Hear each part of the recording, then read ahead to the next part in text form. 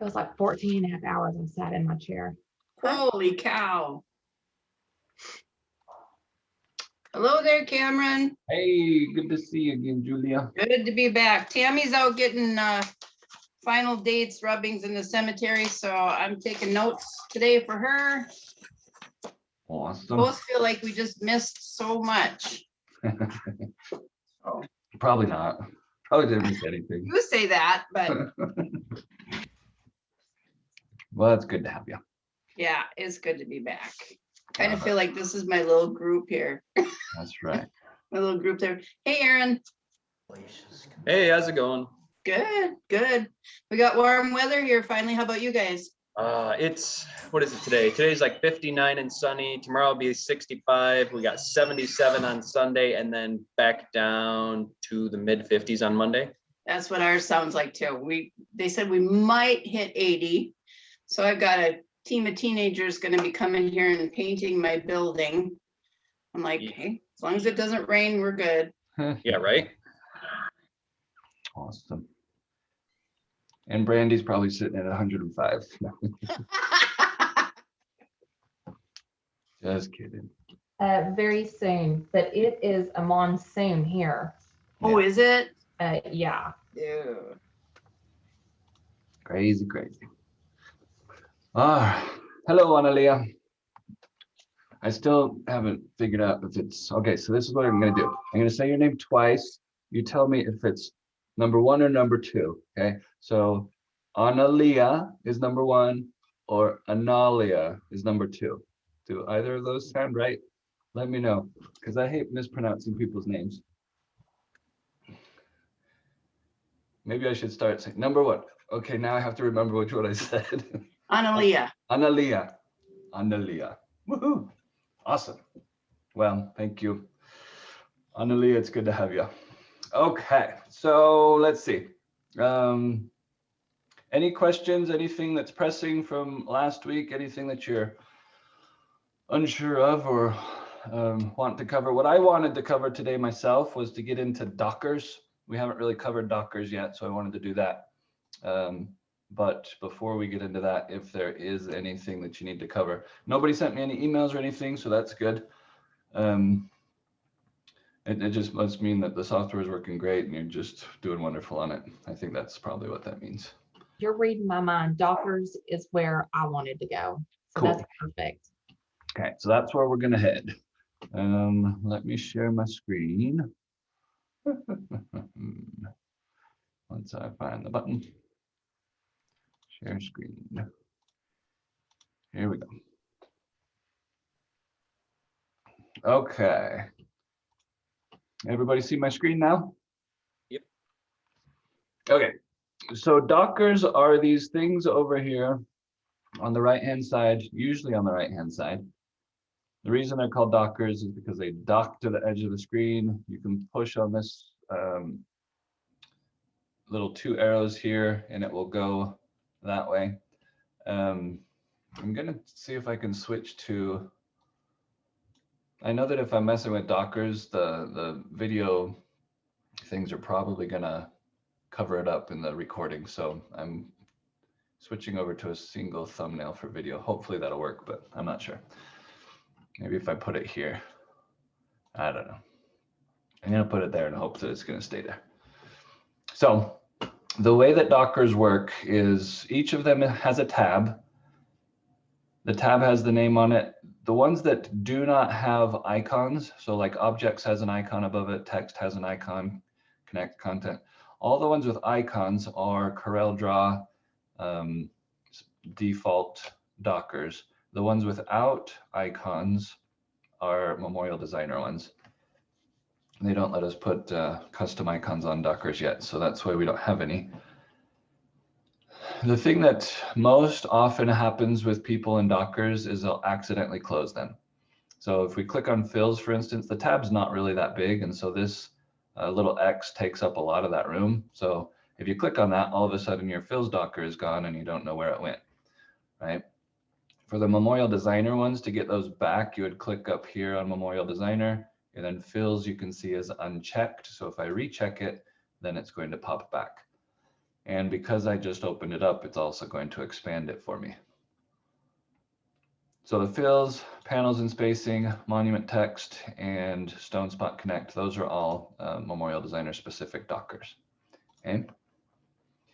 Another thing to know about Dockers is that they can be undocked. Like you can grab anywhere in this area of the screen that's blank and click and drag, and you'll see a gray box depicting basically where it's going to land. So if I come out here and just let go, it's going to do what's called floating Dockers. So now they just float around and I can have them wherever. I can throw them onto a different screen if I want, or just put them wherever I want. You can dock the Dockers in one of 4 locations. You can have them on the right, you can have them on the top, you can have them on the bottom, or you can have them on the left. So wherever you want to put them, that's where they're going to go. And as you move the Dockers, it'll give you a little gray thing again as to where it's going to put that. So as you get close to the edge, then it shows that, and that's when you would let go. Most of the time, I really like having my Dockers over here on the right, so that's where I keep them, except occasionally the tray or another clip art Docker. Sometimes I like to have those on the left, but otherwise I like my Dockers over here on the right. The other thing that people often do is they'll hit this X in the upper right hand corner of the Dockers, which is a really quick and easy way to close all of them. And then they're all gone all of a sudden. So now I have no Dockers. So that's kind of the trouble spots with Dockers, is that people will just close them accidentally and lose them and not know where to go back and get them all. So as far as Memorial Designer goes, you have to come up to the menu and grab them there, or you can click on Window and Dockers as well. I'm gonna let this think for a second because it doesn't want to close this Glyphs Docker for some reason. So we'll give it a second to think.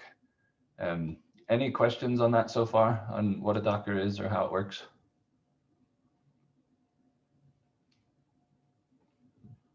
No? Okay, good. So you can also find them under Window, Dockers, and they will all be listed here. The Memorial Designer ones are going to be under the flyout here as well. But I put this flyout up here so that you can get to it quicker and faster. So I usually have all of the MD ones open anyway. And then I'll usually have the Objects Docker open. Sometimes text. There's quite a few other ones in there that I'll open up. But what I want to talk about today is the Objects Docker specifically, because that's the one that I use most often, that is Corel specific. And so I wanted to talk about that one. I'm gonna move the video off. Okay. Actually, since I know the video might mess things up, what I'm going to do is I'm going to move the Dockers over here to the left, just so that we can use them, and then not mess with the video. So everybody cool with that? I'm going to move them back afterward, but for right now, we'll move them to the left. Okay. So these are the Dockers that I want to cover today. I don't think we haven't covered these at all, like just briefly, right? I don't think we've covered them. So we're going to talk about the Memorial Designer Dockers and then the Objects Docker. But I'll start with Objects because I can't remember if we had talked about these ones or not. So the Objects Docker, what it does is it shows you a number of different things. The number 1 here is your page. So down here is a page tab. This is the page that I have, and I've only got 1 page so far, so it's got a number 1. And then I have it set to automatically rename page 1 as today's date. That way I know what day I started working on this particular design.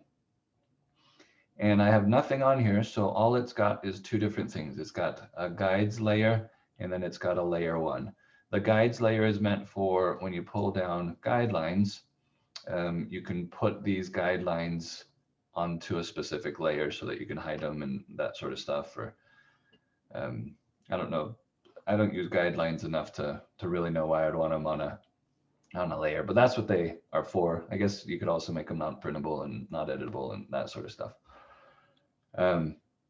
When I just pulled them down, it pulled them down to the master page, you can see, because that way, if I create another page, then those guides or those layers are going to show up on both pages. Okay, and they're going to stay in that same place there. If we had pulled this guide up and put it on page 2,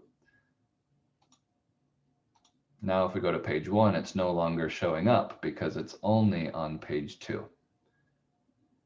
So you can drag and drop in the object stalker from page to page, layer to layer, that sort of stuff. As you drag, it's going to give you a little, in 2021 anyway, it's going to give a blue line there for where it's going, and then you drop it. You just let go of your mouse button to put it where you want it to go. I'm going to go ahead and delete these with my delete all guidelines button, just because I don't want them anymore. So in CorelDRAW, there is layer functionality. Okay, layers are one thing that I don't use very often because it's just one more level of complexity that for monument work, you just don't need for the most part. There are reasons that you can use layers, but for the most part, I stick with a single layer because I think it's easier. Because as we create pieces or shapes or whatever the case may be, these shapes, for all intents and purposes, kind of act like layers because you can move one on top of the other. This base, because it's at the top of the stack, this is the object stack, because it's at the top of that stack, it's going to show. If I moved it to the bottom of the stack, then it's going to be behind the shape and that rectangle that we had created. So we can't see the rectangle because it's behind the shape. But if we move it up above the shape, then we can see it all of a sudden. And so that's the way that they're stacked, just like papers on a desk. So that it's kind of layering already, but layers give you one more layer, I guess, of layers, in that you can put a bunch of stuff on a single layer and be able to do things like over here, you see these buttons. So you can hide a layer. You can lock a layer so that it's not editable anymore. You can disable printing so that it's not going to let you print what's on that layer. And then the other thing is this little thing here is your wireframe color. So if you change that, you can change it to any color you want. And then that way, when you hit V to go into wireframe, that particular layer is going to show up with an outline of that color. Okay. I'm gonna need mine to be magenta. Yeah, so let's go ahead and change your layers to magenta. So that way it's going to show up in the color that you want for that layer. So if I had multiple layers, if I came down here and I said new layer, and then I changed this one to red, then if I created an object on that layer in wireframe, it's going to show up as red. Okay.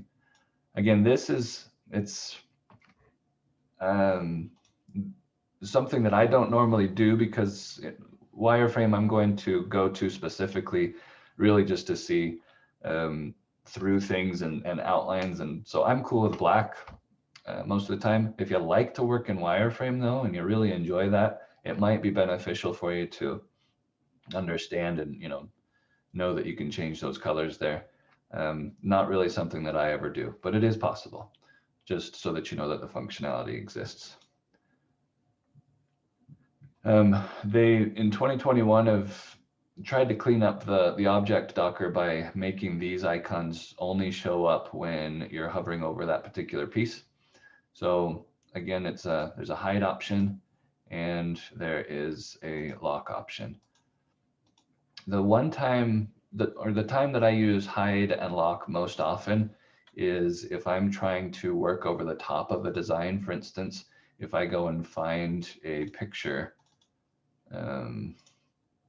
Let's look in here like this. Okay, so if I bring in a picture and I want to work over the top of it, a lot of times what I will do is, if everything else is distracting me, I'll just go ahead and invert my selection and hide my objects. So now all of those are hidden. You can see there that they are showing up as hidden. Then the other thing that I'll often do, if I'm, and this isn't a good example because it's just text, but if I was trying to draw over something to match it, then a lot of times what I'll do is I'll lock that object so that when I'm drawing over the top of it, I don't accidentally select this piece because it's locked. I can't select it, okay? Unless I touch the very, very edge of it, then it will show me those locks and show that it's locked, but I can't move it. I can't do anything. The other time that, so I don't do this a lot, but sometimes I've got customers that will, when they use the shape builder, for instance, to build their shape, then what they'll do is they'll just grab that shape and lock it. By locking the shape, it makes it so that you don't accidentally select it. The downside to that is that we haven't really built in fills to work with locked objects.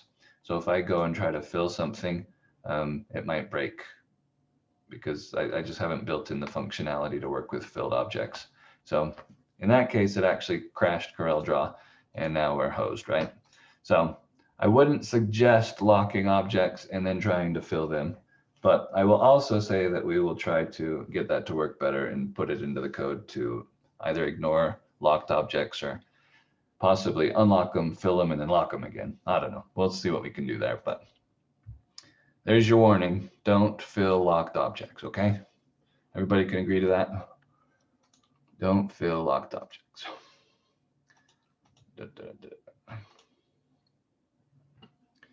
Okay. So CorelDRAW just crashed. I should have moved it over.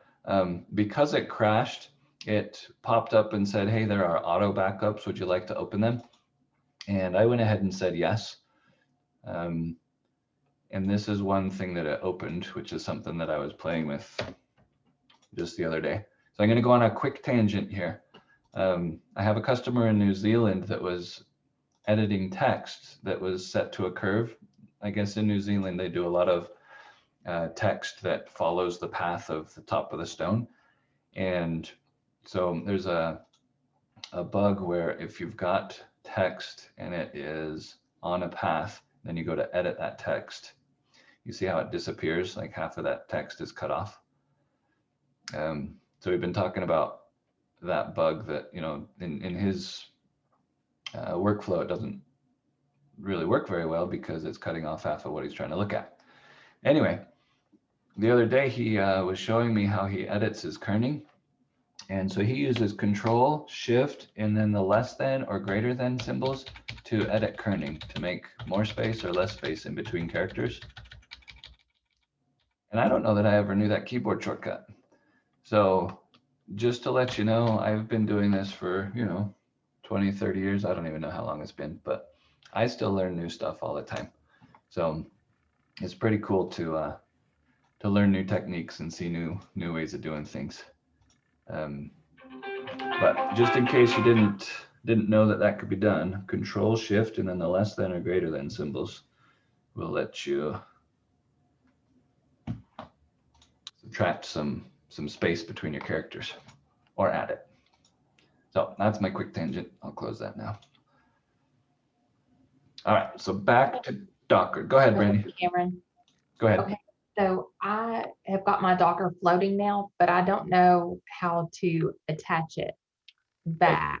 If it's floating, you want to grab somewhere in the blank area where you don't see any text and you don't see any icons. Okay. And there should just be a little top part of the I see Docker. that. You click on that and then you drag it.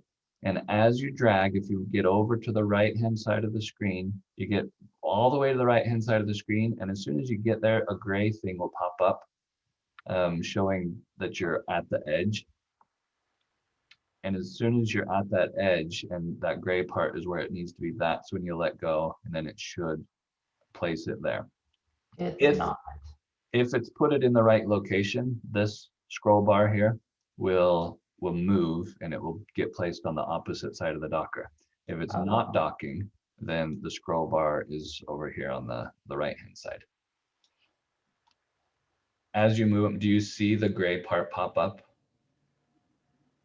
Oh, good Lord. So this will be fun. I got it now. Got it? Okay. I was going to say you can share your screen with us if you want to, if you're adventurous. But okay, glad you got it. Everybody else got it too? Know how to move Dockers around? Okay. So the next thing too, Brandy, with Dockers, I forgot to mention is that you can pull out individual Docker tabs. So if I wanted to pull the objects Docker out all by itself, I can just grab it by the tab and pull it out. And then what it does is it creates a secondary section of Dockers. So I've got my objects Docker and I've got the rest of them are still over there. So I can move it independent and move it around from everything else. Because I pulled on it by its tab. And then another thing that you can do is you can stack Dockers too. So if I took this one and moved it over to the other ones, right now you'll see that the gray square is covering the whole area of the Dockers, right? But if I move it up a little bit further to the top, right up here, then it's only covering half of that area. So if I let go, what it's going to do is it's going to stack them. So now I've got a stack here and then the other stack here.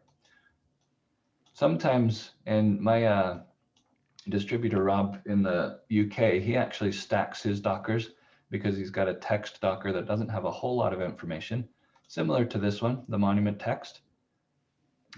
Because monument text only has a few things, I could pull that up here and have it showing all the time like this, and then have my fills one underneath it. And so I can have access to both of those really quickly by stacking them. And he does a very similar thing with his text Docker. But that is also an option, is to be able to stack your Dockers. And when they're stacked, you can choose how big each of those sections is just by clicking on the area between them and dragging up or down. You can also change the width of a Docker, the area between the Docker and the rulers or the scroll bar on the right hand side. If you click on that, you can make it bigger. You can make it smaller. When you pull them out and they're floating, if you grab it by a corner, you can resize it any way like this. So if you like to have a bunch of floating granite fills, that is a possibility, that you just have it like that and float as much as you want. Again, it's not really something that I do myself, but it's a possibility. And then you can also see that you can have Dockers stacked left to right as well as up and down. Again, the more you do that, I think it complicates your workspace, and I like simplicity over complication. But to show that it's possible, I've now got a Docker stacked left to right and top to bottom. Pretty crazy, huh? So now I'm going to put them all back to where they were because I don't like them stacked. I'm just going to bring these down. And for the bottom one, I'm going to bring it down to the bottom so that it's only going to fill up that bottom section, which is what I want. And come on. Right there. Thought it was right there. Get all these Dockers back. Okay. Come on, Dockers. There, I think I got them all back. Now I can put them, again, I'll put them on the left though, just for the video. And make them a little bit smaller. Okay, so back to the objects Docker. In 2021, I know this doesn't exist in all of them, but there is an option to search in 2021, which is kind of nice.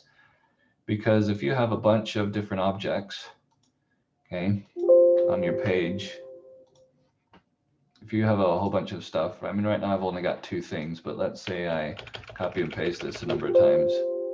Okay, so I've got even more stuff. Now I've got a whole bunch of stuff. If you're trying to look for something specific, you know, it might be difficult to go through and find that particular thing that you're looking for. Sometimes I will rename my shapes. For instance, I'll rename things that I don't want to cut, and I'll say, delete me, or something like that. So that later on, when I'm going to cut things, if I want to make sure that I don't cut something I don't want, I can come up here to search and just search for delete. And then that object will pop up and I can get rid of it before I send it to cut. So it's just a way kind of tagging your pieces to get rid of them later or work with them or whatever you want to do.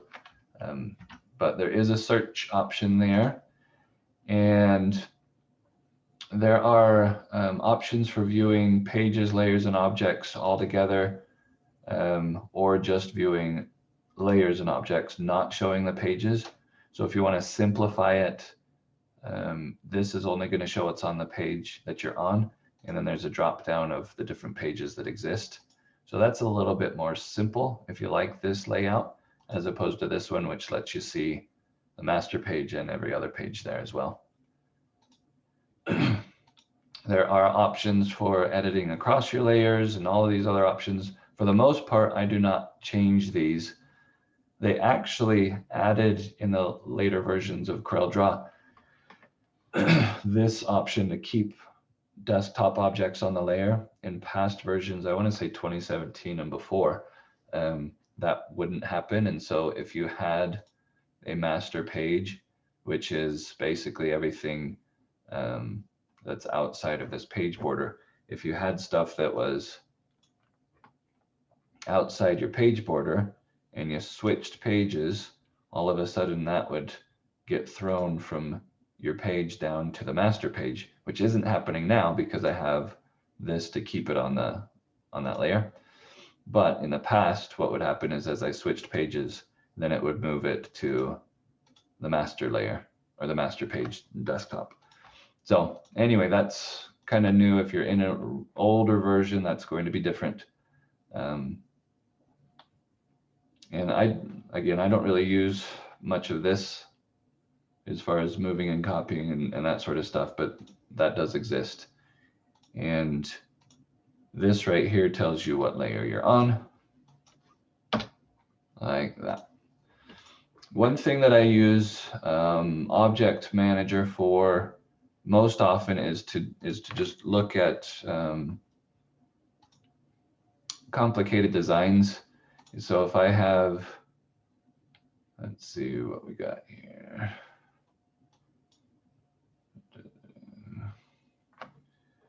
See if I can find a file here.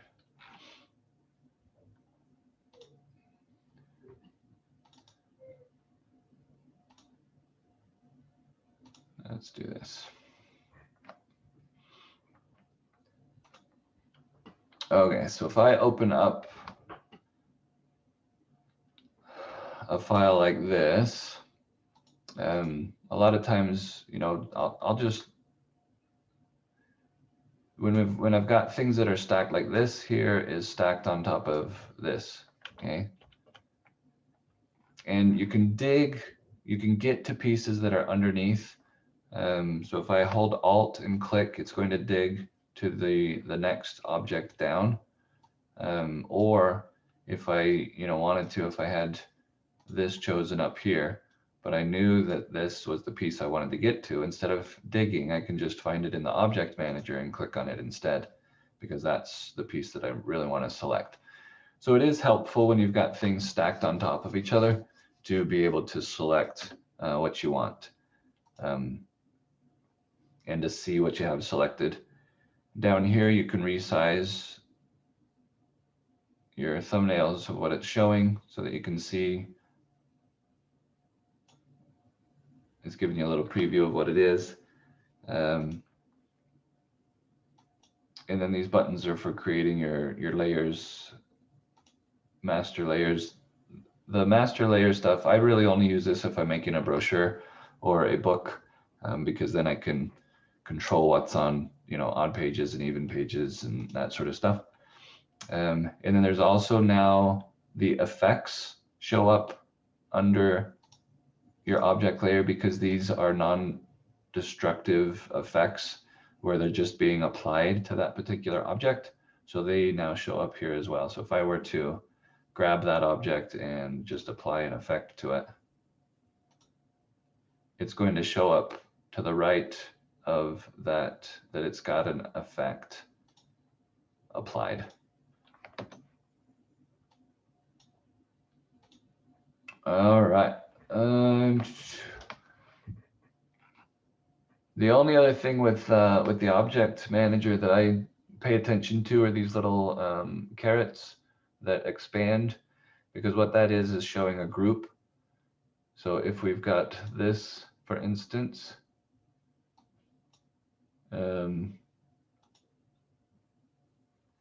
it is text, but it's text that has perspective applied to it. So it's showing that it's got something special. If I grab these objects and I group them, then they're going to show up as a group of objects, but then they'll have the arrow so that I can expand to see what is in that group. And then it nests those objects underneath it. I don't think it does the best job of showing where that group ends, but it's just the icons will be a little bit further to the right than the rest of them. But that's denoting a group for you there. So any questions on the object Stalker, what it's used for, why you'd want to use it, or any functionality there? All right. Have we talked in depth about the fills Docker yet at all? I don't think so. Okay, I don't think so either. So we're going to talk about the fills Docker next, because it's probably the most used Docker in Memorial Designer, honestly. That's one of the biggest things that people use this for, is for granite fills. So if I have a object that can be filled with the granite color, the way that the granite colors work is based off of your grayscales to begin with. So since this is 20% gray and this is 30% gray, they're going to be applied as rock pitching and polish.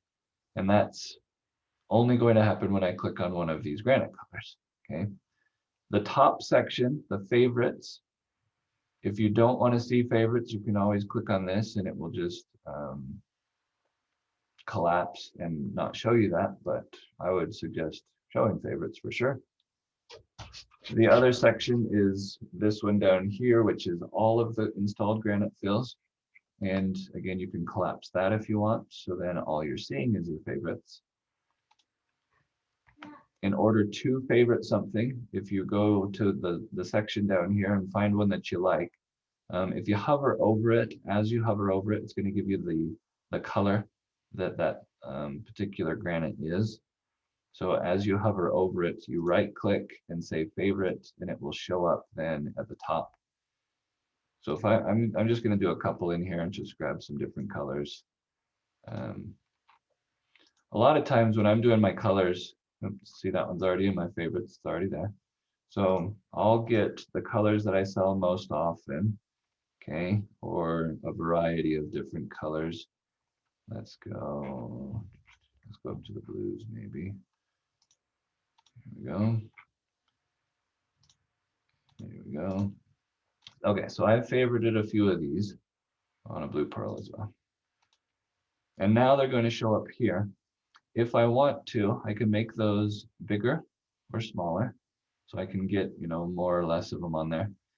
If you're picky like I am, and you really want it to fill that space nicely, what you do is you click on that slider button itself, and when you click on the button, it will let you use the arrow keys for right and left, so that you can basically step up the size and step down the size, so that you can get them, to the size that you want. Again, that's not something crazy, but it's just something that I like to do, to make them fit in there nicely. So if I had 3 by 3, for instance, this is what I normally do, is I get it so that those 3 are as big as they can be without turning into another row there. because most of the time I've got my Docker like this, where I've got all of them here, and then I've got my favorites up here. Okay. So the favorites will let you sort them just by clicking and dragging. So if I click on the gray, I can move it in front of this other gray, and then the blacks, you know, I can put them together, and the reds and browns and blues, I can put those together. So you can rearrange your favorites just by clicking and dragging where you want them to go. And then they'll pop up that way. I find it easier to kind of sort colors by like colors, or to sort them by cost, or whatever the case may be. But I like that ability to be able to sort them. In the granite fills section down here, these are sorted alphabetically, so by the name of the granite. But it's not necessarily the name of the granite, it's the name of the folder that's holding those granite fills. So if you were to change, I believe, if you were to change this American Black here, and you right click on it and say settings, and let's just say new American Black, I don't know, or old American Black, let's do that, because I've got this is my old one that I used to use. If I rename it, it's still going to show up at the beginning, because the file itself, the folder that is housing that, is still called American Black. So alphabetically, it's not going to change. I'd have to actually change the folder name to do that. The downside of changing the folder name is that if you have older files that are using that same fill, it's not going to know what it's pointing to. So I wouldn't suggest making changes to the folder names, but you can definitely change the way that you see those names. And then you can rearrange them up here the way that you want them to be. So that's what I would suggest anyway. Any questions on that so far? No? Okay. The next part is these icons here at the bottom of the favorite fills. These are your stain icons, and what they're meant to do is it's meant to allow you to change. Hold on a second, I'm gonna let my dog in.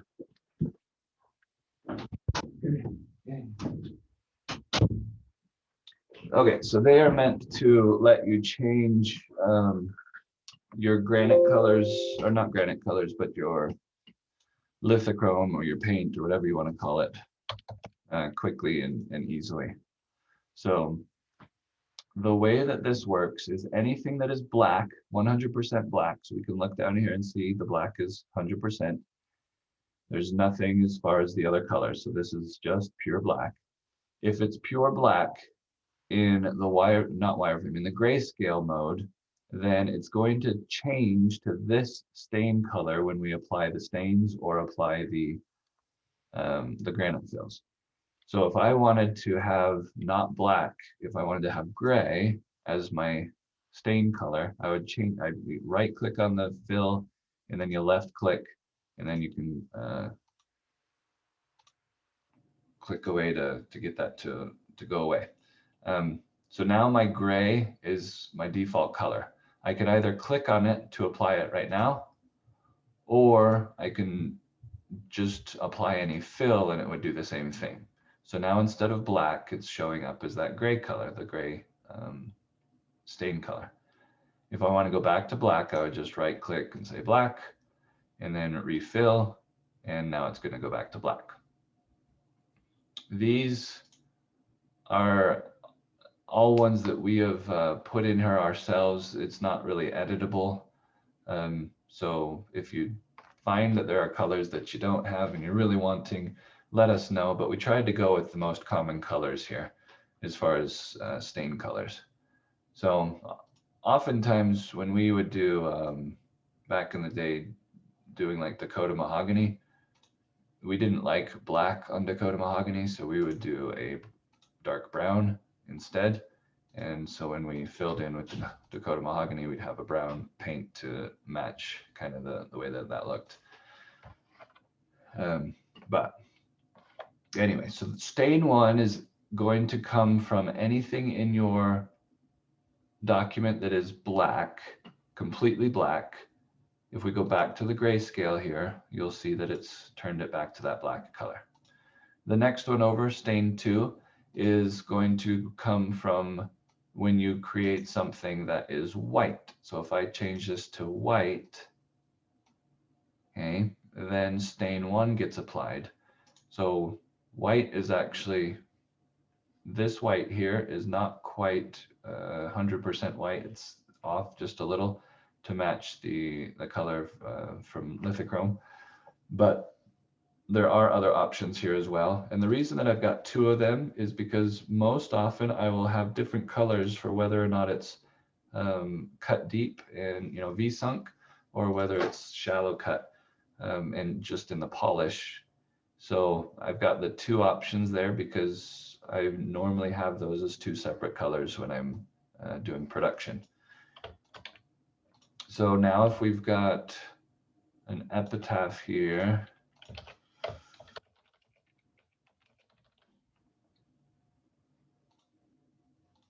and we go and fill this in, I want to point out one thing, one kind of quirk with the way that the fills work.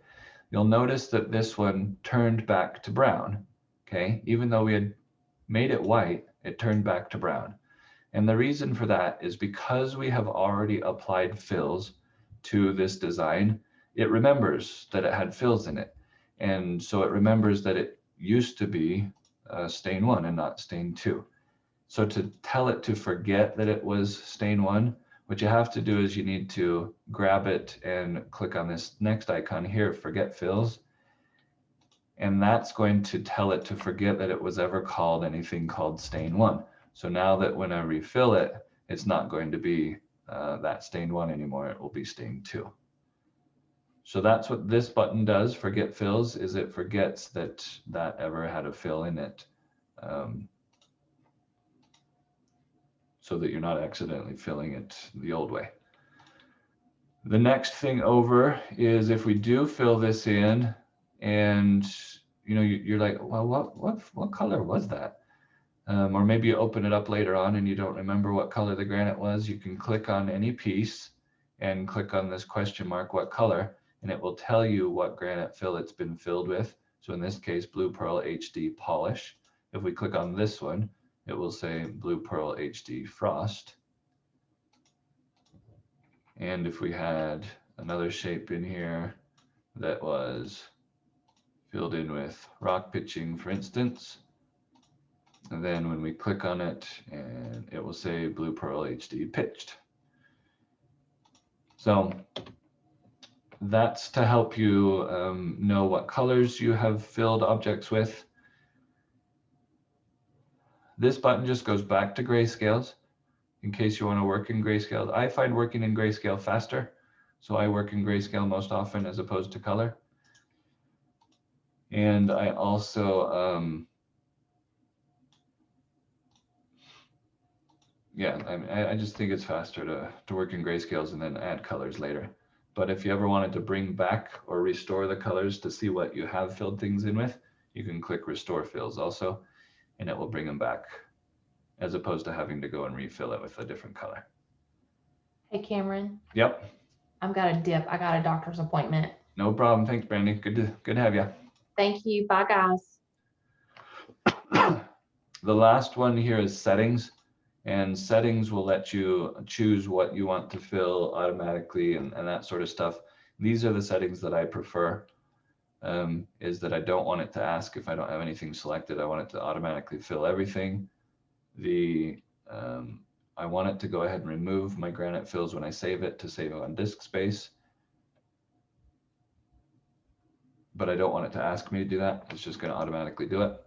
I do want it to bring back my fills after I save so that they stay filled. I don't want it to ask. I just want it to do it when I reopen it.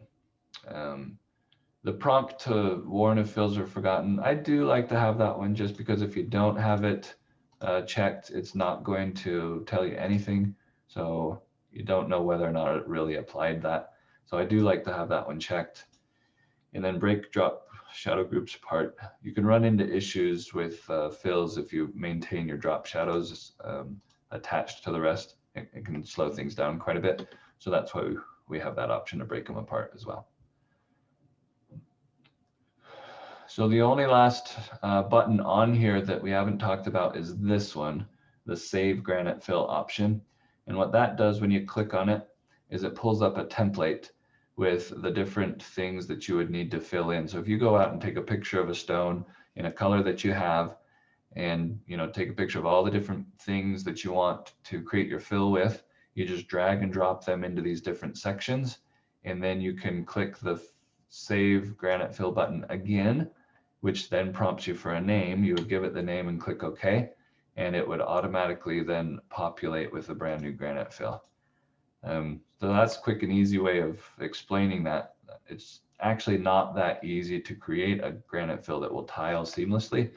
So it is more complicated, but that's really how they're created, is just by filling in this template. And that's what that button is for. The only other thing is there are scroll wheels here on the side, so you can scroll back and forth. Most often I'll use the wheel on my mouse to go up and down, so I like to scroll with my mouse wheel. And yeah, I think that's pretty much it for granite fills. Any questions on granite fills?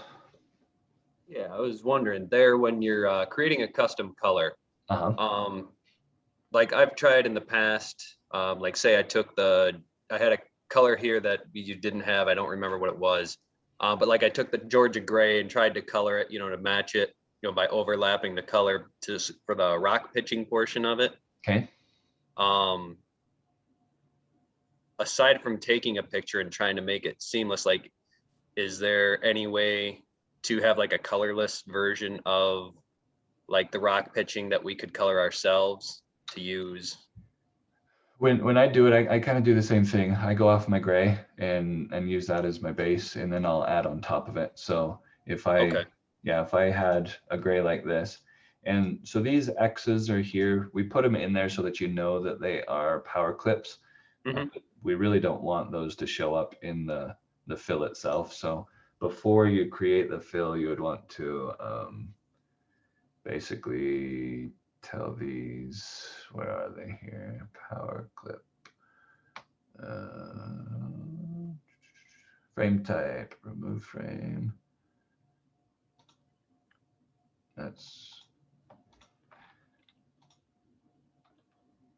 Yeah, we just don't want those to show up. Gotcha. Because I think it's on the Rainbow HD, the X shows up. So yeah, so that was one that I was just messing around and playing with. Yeah, you can see that one. It's got the X. Yeah.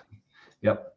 So yeah, so I'll usually start with a gray like this, and then I will add another object on top of it. So just as an example, like this. Okay, and let's say that I filled this one in with whatever color that I've got, right?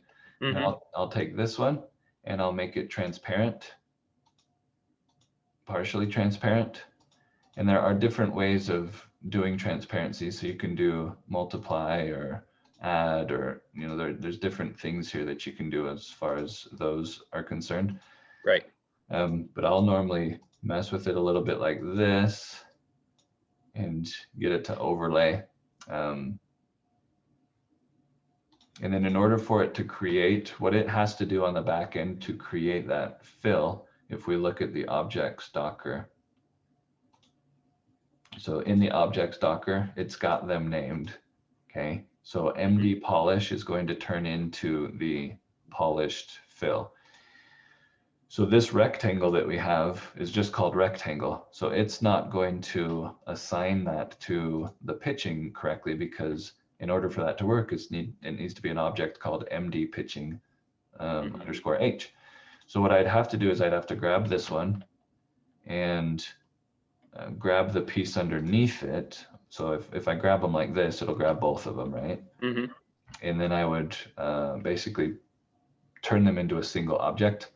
So if you go up to bitmap and say convert to bitmap and just choose OK, then it will create a bitmap out of that, but it maintains that name. So now my new object is my new color that's going to end up that way, right? So that's really what I've done for most all of the granite fills is I've used a gray or a different color to start with and then overlaid my polish on top of it. My Mhm. frosts, I usually create based off of the polish, but I just lighten them up. So Right. the only actual fill that I use on all of the fills that I've created is the polish. And then everything else is simulated off of that polished version. Okay. If I had access to all the stones and I had access to sandblasted, frosted portions, that'd be great to take pictures of real frost because it looks slightly different than simulated to see the pits and stuff in the grain, Right. the granite and that sort of stuff. But I just don't have access to do that. So that's why it all is simulated. All right. And then I guess my next question, when you create a bitmap, say for your polish, when you take a picture, do you size that to a specific pixel size? Is there something that's optimal for that? So this box here is set for 12 inches by 12 inches. Okay.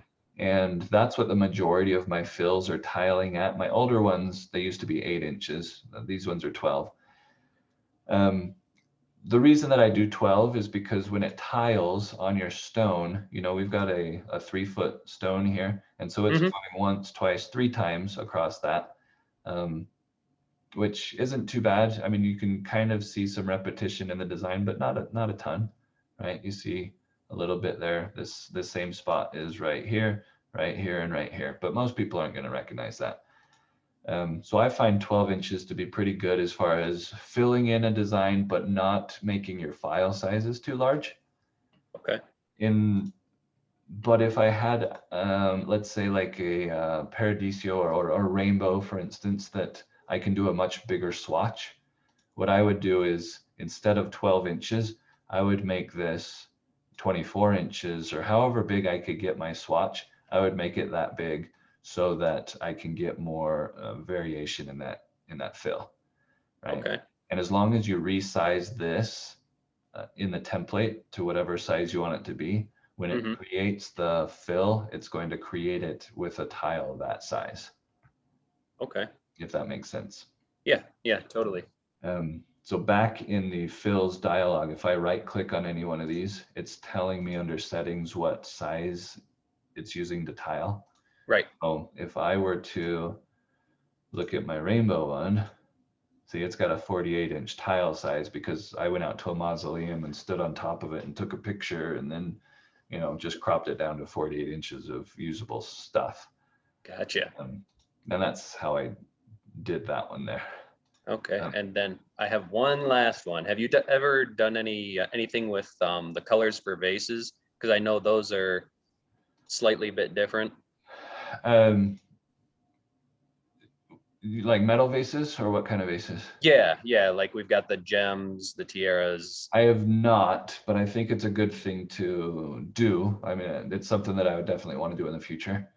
Okay. Is to get those. And I've kind of went back and forth as to whether I'd want those to be granite fills that I could just click on a color to fill, or if, I don't know, I just haven't decided how I'd want to do that. I think maybe a not granite fills, but a vase fills or something section might be a good way of going about it. I don't know.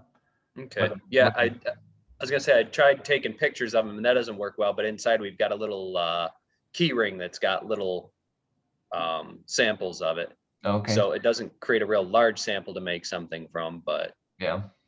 it might be something that I could, just say have even a JPEG of and then, or a bitmap, I'm sorry, and then tile it from there onto a vase. Sure. Yeah. No, it's definitely something that I think is a good idea. I just never sold them, so I never added them. Mine were always either granite or marble, so that's what I used. Gotcha. But they're definitely more popular these days, so I think it's a good thing to do. Okay. And maybe I could reach out to US Metalcraft and just ask them, hey, you got pictures of these that I can, use because people want them. So That would be good because I sell a lot of US Metalcraft also, so. yeah, the only metal ones we ever really sold back in the day were the ones that go into the ground, and they were from Aeon. They were just,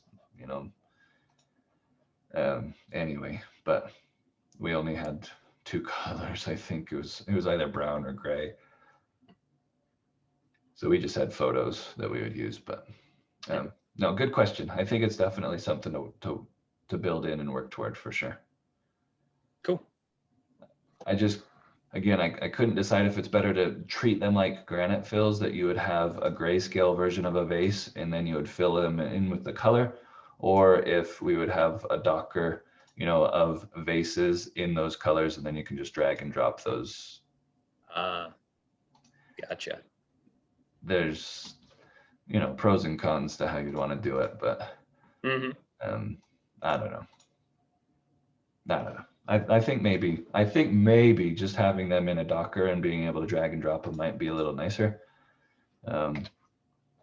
instead of having to individually fill things in. Because if these are part of your stone, so if you've got you know, a stone like this, and the stone is in a certain color, and this is in a certain color, and your vase is in another color, let's just assume that this was one of the Metalcraft vase colors, okay? You have to individually select those things to color them. Right. So I think it would take more time to grab your vases and color them the way that you want, as opposed to just dragging and dropping the colored version of that vase that you want to have. But I don't know. Yeah, yeah, we sell a plethora of different shapes and sizes. I've had to draw them up, and Yeah. so yeah. Well, yeah, I don't know. Good question though. I think it's definitely something to do or to work on. Cool. Thank So you. Aaron, and I'm just asking because you tried taking a picture and then putting it on the base, and that we can't do that. Well, the problem is when you're taking a picture of a base, you have light from different sources, so you have uneven lighting. So when you try and tile it, you have light spots, dark spots, and it looks really shoddy. So Yeah. It's hard to find a nice flat surface and an even lit area to create a good picture from. I wonder if we could just ask them to, because the flat ones, you could just scan those. You can stick them on the bed of a scanner and scan them. Yeah, maybe something out of the catalog even. Yeah. I don't know. I'll reach out to US Metalcraft. They've got to have pictures, or they could just, I wonder what they could do. This would be cool. I wonder if they could just, because it's just a spray, right? So I wonder if I they would could imagine just, so. I wonder if they could just spray me a 12 by 12 section or something of, you know, that particular color. And then, yeah, I'll reach out to them. I'll see what they say.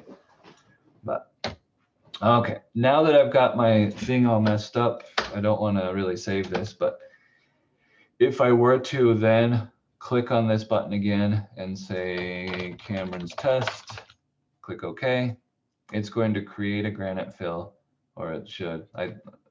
It's probably broken because I did all this crazy stuff to it. So yeah, it didn't like that, but it did put it there, Cameron's test. Okay, so that's how you create a granite fill. And that's pretty much everything inside the granite fills Docker, I think. All right, so the next one that's most often used is panels and spacing. The one thing that people don't usually realize is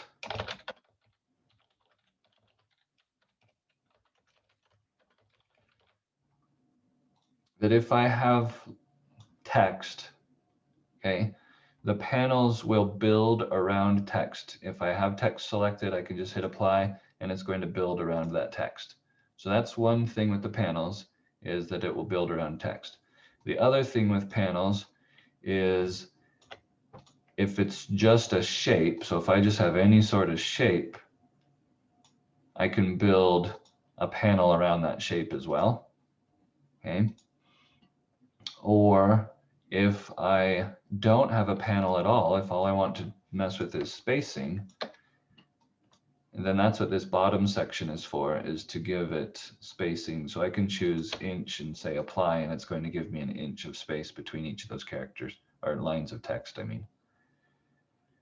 So you can decide whether or not you want to apply your panels or just space. when you click in CorelDRAW by default, when you just type something in, hit enter, type this in, hit enter, and type this in and hit enter, the spacing between each of these lines of text is actually based on two different things. The font itself can determine how much of the space that is. And then there are also settings to tell it to make this space a percentage of the height of the line above it. And so it's not very conducive to the way that we space things in monuments because it's not an exact number. You know, it's based off of the size and it's a percentage and that sort of stuff. So it's not like 1/2 inch exactly.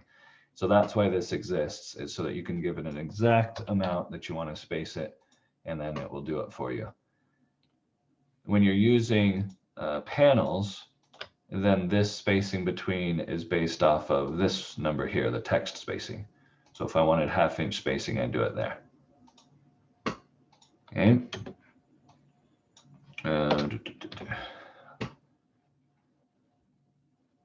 The top portion of the panels is just the style that you want, and you can apply the style just by selecting your panel, selecting your style and hitting apply. And what it does is it goes back to that very inside object and applies it to that, and then it will move from there. So a single line panel, if we clicked on it, it would rebuild it. And if we had multiple panels, so let's say we had a stone laid out like this, and we had two panels on here, okay? And then we also had a family name panel like this. If we had multiple panels, you can grab all of them at the same time and change to double line, for instance, and it will change them all at the same time. Or we can just grab these ones and change them, and it can change them that way. So it's based off of your selection, what it's going to do there. So those are your standard kinds of panels. If you want anything fancier, again, you just make the shape first. So if we wanted this panel to, you know, be, I don't know, have chipped edges or something where it comes down like this. This isn't the best example, but let's just say we've got an edge like that, and here, I'll just grab this like that. And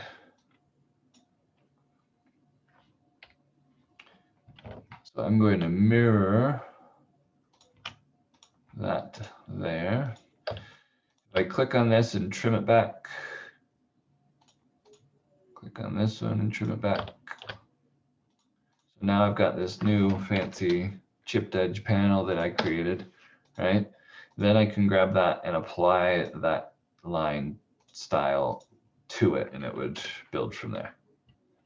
Okay. I have been asked a lot about building an arched panel like this. So the same thing, if we were to take a shape and pull this down like that, break it apart. Oops. Then we can use this shape to create a panel with. And again, I'm just going to trim this. I'll just grab it there and trim. And grab this one there and trim. So now I've got this inside panel that I can use that matches the SERP top, right? And then I can apply to that.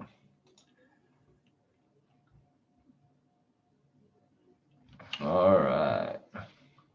This recreate panel checkbox is there so that if you ever needed to, you can rebuild it without all of the curvature and that sort of stuff.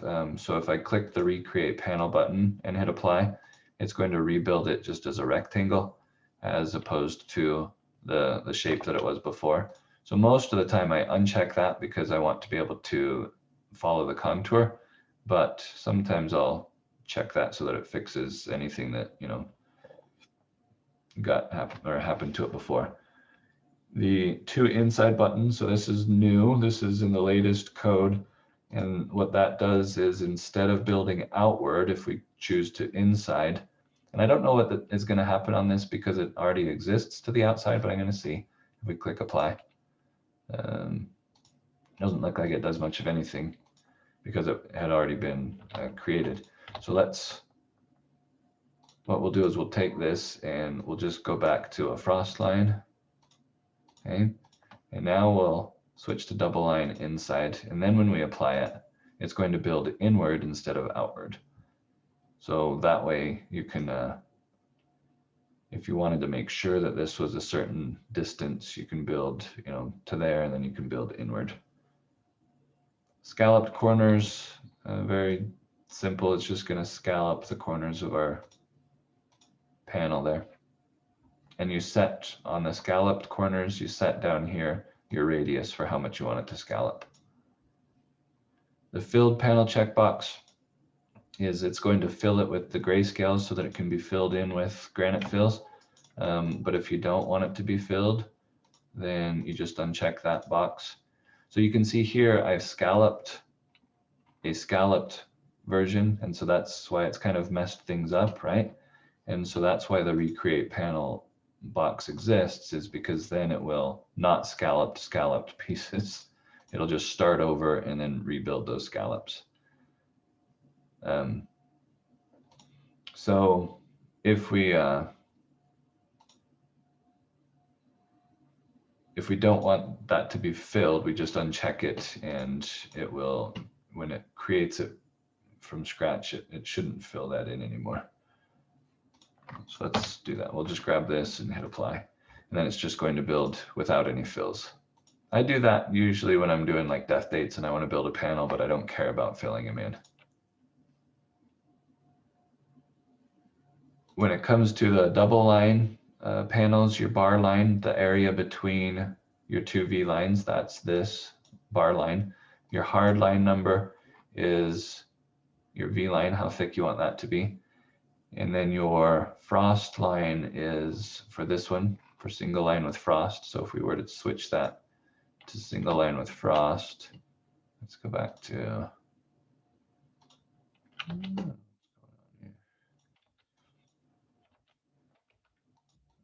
these different pieces.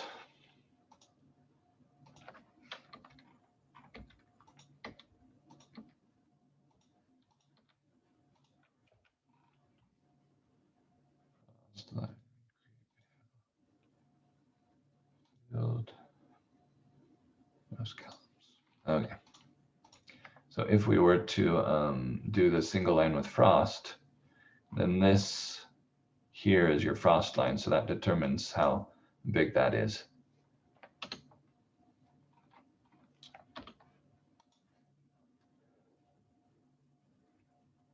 Then you've got text spacing, which is how much space is between your lines of text. And then you've got panel spacing, which is how much spacing you want between the top and the bottom.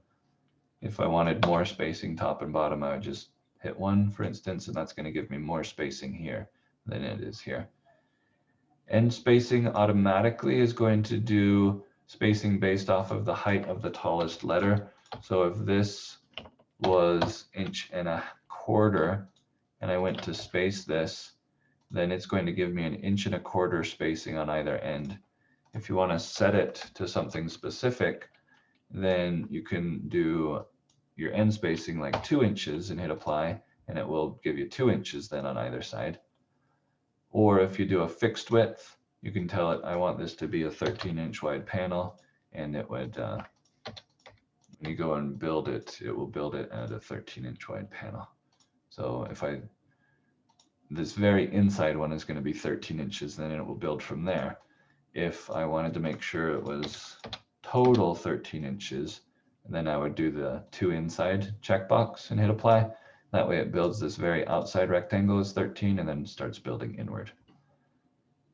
So, any questions on any of that?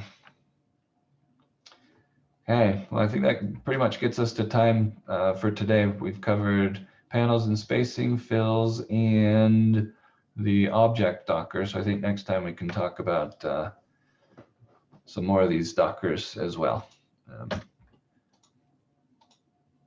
Tuesday, yeah. So on Tuesday, we'll keep continuing the Dockers if that works for everybody. Sounds good. Okay. Thank you. We will see you next Tuesday, and I just want to make sure. Yep. Okay. Annalie, I did not mention anything that I needed to cover, so we're good there. All right. We'll see you on Tuesday, guys. See All you right, take it guys. easy. Have a good one. weekend. Yep. You too. Bye.